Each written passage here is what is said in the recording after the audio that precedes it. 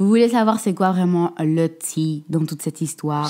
C'est que tout se passe à l'époque où Kanye dit avoir voulu divorcer de Kim K. Et si Kanye n'était pas en colère pour Meek Mill, mais qu'il avait utilisé son nom pour dissimuler le vrai scandale pour lequel il voulait divorcer de Kim K, qui était que Kim avait eu une aventure avec Drake alors qu'ils étaient en bif. I'm just saying.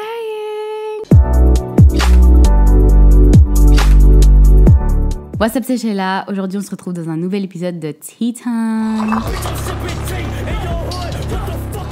J'espère que vous êtes bien reposés après l'épisode 1. Aujourd'hui, j'ai un de ces hot tea pour vous. On va parler des noms que Kanye a mentionnés dans un de ses tweets. On va parler du bif entre Drake et Kanye West. On va parler de l'aventure qu'il y aurait eu entre Kim K et Drake et de la chanson In My Feelings. On va parler de la séparation de Kim et de Kanye depuis le confinement et de leur divorce déjà en cours. Et enfin, du méga tea que Jordy Nudes a lâché sur Larsa Pippen et Tristan Thompson.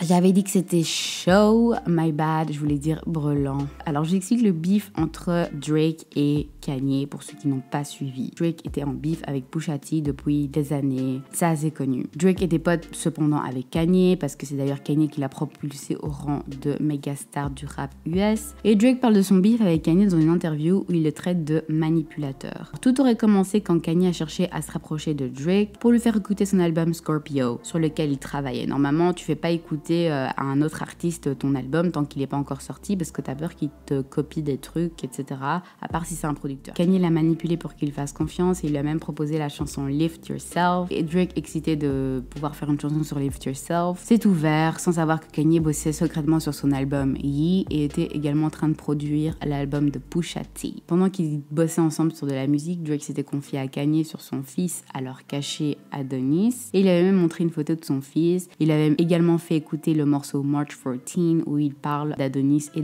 de la mère de son fils. Quelques jours plus tard, on apprend que Drake avait un fils caché.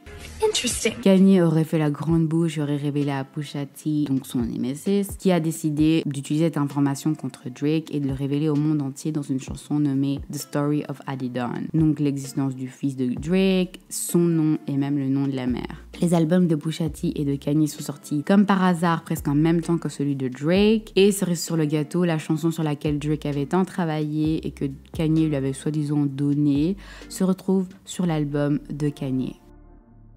Ça fait mal. Anyway, on était donc entré dans une période de clash entre Drake et Kanye avec des clashs subliminaux et des diss tracks. C'est allé tellement loin que Drake a décidé de se retirer de la battle. Il explique qu'il avait apparemment beaucoup de dossiers sur Kanye West et que la diss track était même prête à partir, mais qu'à la dernière minute, il a décidé de ne pas l'envoyer. Son beef semblait être terminé avec Kanye puisqu'il s'est excusé à Drake sur le rôle qu'il a joué. Je trouve ça un petit peu bizarre que justement Drake se retire du beef quand il a des informations juicy sur Kanye et que Kanye s'excuse, mais bref. Quand Drake a décidé de ne pas exposer Kanye, la rumeur comme quoi Kim K et lui avaient eu des histoires a fait surface. Les rumeurs ont repris de plus belle quand le morceau In My Feelings est devenu un hit. Beaucoup étaient persuadés qu'il parlait de Kim quand il disait Kiki, do you love me? Sachant que justement le surnom de Kim K, c'est Kiki. Et le silence de Drake sur la rumeur a contribué encore plus à la rumeur. Interrogé sur le sujet, même Nick Cannon, ex de Kim K, a affirmé sur le plateau télé qu'il pensait aussi que c'était vrai. Je rappelle que les West sont limite voisins de Drake. Ce qui a énervé encore plus Mr. Control Freak Kanye qui voulait qu'il rectifie ça tout de suite. Kim s'est également exprimé sur les propos de Nick Cannon en affirmant que c'était pas vrai, qu'elle avait jamais eu d'histoire avec Drake. Et enfin, Drake, sachant qu'il était en bif avec Kanye et les rumeurs comme quoi Kim K était Kiki, il a décidé de follow Kim K sur Instagram.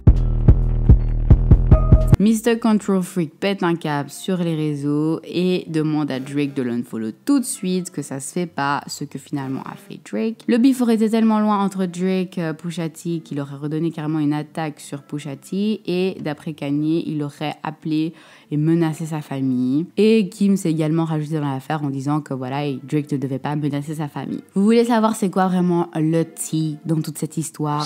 C'est que tout se passe à l'époque où Kanye dit avoir voulu divorcer de Kim K. Et si Kanye n'était pas en colère pour Meek Mill, mais qu'il avait utilisé son nom pour dissimuler le vrai scandale pour lequel il voulait divorcer de Kim K, qui était que Kim avait eu une aventure avec Drake alors qu'ils étaient en bif. I'm just saying. ça a quand même plus de sens pour moi que vouloir divorcer de Kim juste parce qu'elle a eu un dîner d'affaires avec Meek Mill. Enfin, tu vois, ça n'a pas de sens. Surtout qu'il est même pas en colère contre Meek Mill, donc ça veut dire qu'ils ont rien fait. Maintenant, parlons de la relation de façade entre Kim K et Kanye. Kanye nous annonce qu'il a essayé de divorcer de Kim donc depuis novembre, quand elle a dépassé les bornes avec Meek Mill. TMZ, les meilleurs amis des Kardashians ont tout de suite démenti l'affaire. Je sais pas qui c'est qu'ils ont bribé, etc., mais l'équipe PR de Kim K, c'est des fleurs. Je dis bravo à Kim pour ce move. Je sais pas si Kim aurait fait des avances à Meek Mill et que Meek Mill l'aurait dit à Kanye. En tout cas, on a zéro preuve grâce à Kim. Donc je laisse le bénéfice du doute à Kim, puisque moi aussi j'ai côtoyé un gars bipolaire qui s'imaginait vraiment des films de toutes pièces à partir de rien. Cependant, une source proche du couple révèle que Kim l'avait menacé de divorcer s'il ne se retirait pas de la présidentielle. Kanye était en vacances, je ne sais plus où, et Kim l'aurait rejoint quelques jours parce qu'apparemment il n'allait pas bien et serait directement retournée à LA près de ses enfants. Je trouve ça un peu bizarre vu qu'elle était une des seules à le soutenir sur Twitter. Alors peut-être qu'elle a voulu garder sa façade de couple parfait, de femme qui soutient son mari en public, alors que behind the scenes, elle est partie de le menacer de divorce s'il ne quittait pas les présidentielles. Je ne sais pas. En tout cas, ils ne vivaient apparemment plus ensemble depuis plusieurs mois, donc je ne vois pas trop l'intérêt de poursuivre ce manège pour les caméras. D'après des sources proches de la famille, Kim ne divorcera pas tout de suite car Kanye est au plus bas et donc elle pense être la seule à pouvoir l'aider. En gros, elle ne veut pas paraître pour la femme sans cœur qui quitte son mari quand il est malade. Je vois déjà les mimes sortir sur Heartless. Apparemment, ils vivaient plus ensemble depuis le confinement. Kim était en Californie et Kanye était en Caroline du Sud, dans le Wyoming, dans son ranch, et qu'une procédure de divorce avait déjà été entamée. Mais pendant ce temps-là, ils ont continué à s'afficher comme la famille de rêve, à faire des interviews en famille. Pourquoi ne pas simplement s'éloigner? J'en ai marre des couples, genre comme avec les Smiths là, qui nous font miroiter le couple goals, family goals, mais en fait c'est Bagdad chez eux, enfin autant rien poster quoi, c'est juste mon avis. Et enfin, je voulais parler de Larsa Pippen, que Kanye West a également mentionné dans un de ses tweets. Alors comme mentionné dans l'épisode 1, Larsa est la meilleure amie de Kim, ou du moins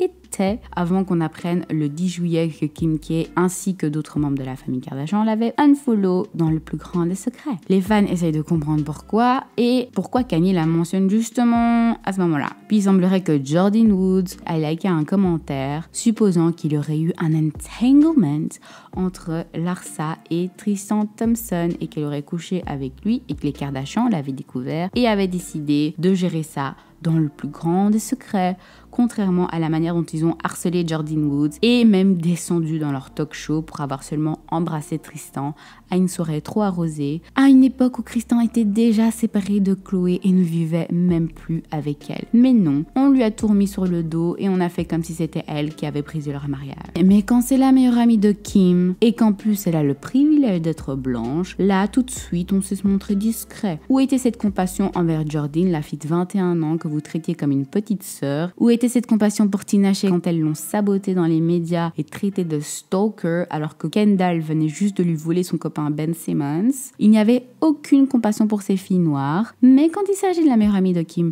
blanche, là tout de suite on trouve un moyen de faire les choses discrètement, car en plus Khloé veut un deuxième bébé de Tristan qui n'en a clairement rien à foutre d'elle. Après ça, vous allez encore me dire qu'elle se préoccupe vraiment des noirs et qu'elles sont vraiment impliquées et qu'elles ne profitent pas de la culture noire à leur intérêt sans rien donner en retour. Ouais.